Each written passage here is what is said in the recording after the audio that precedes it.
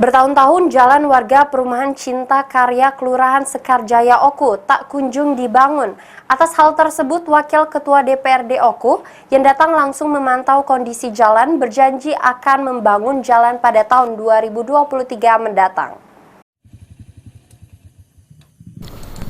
Di bawah hujan rintik, Wakil Ketua DPRD Oku dan warga perumahan Cinta Karya RT 24 Kelurahan Sekarjaya Oku meninjau kerusakan jalan. Setelah mengecek kondisi jalan yang rusak, Wakil Ketua DPRD Oku, Yudi Purna Nugraha pun prihatin dan menurutnya harusnya kerusakan jalan ini merupakan tanggung jawab pemerintah daerah.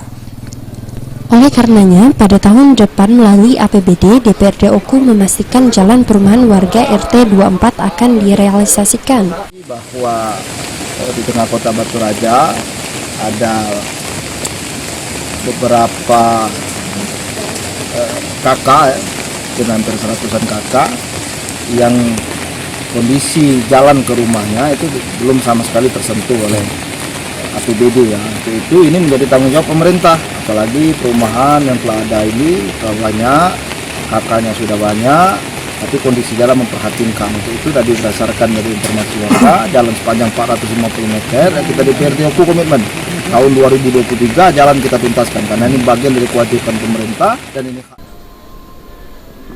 Ketua RT 24 Perumahan Cinta Karya, Supriyono, menjelaskan jalan yang baik adalah hal yang sangat mereka dambakan. Terima kasih kepada bapak-bapak anggota dewan yang telah hadir meninjau langsung secara langsung di kediaman kami Cinta Karya ini, khususnya bapak-bapak yang telah hadir.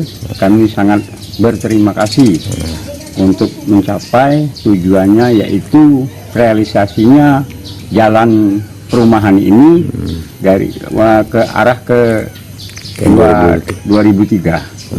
Nah, 2023. Terima kasih banyak. Dijanjikan, Pak ya? Iya, betul. Sebelumnya warga mengusulkan jalan poros sepanjang 405 meter untuk segera dibangun, namun tidak ada pernah tanggapan dari pemerintah daerah. Ari Pranika, PAL TV.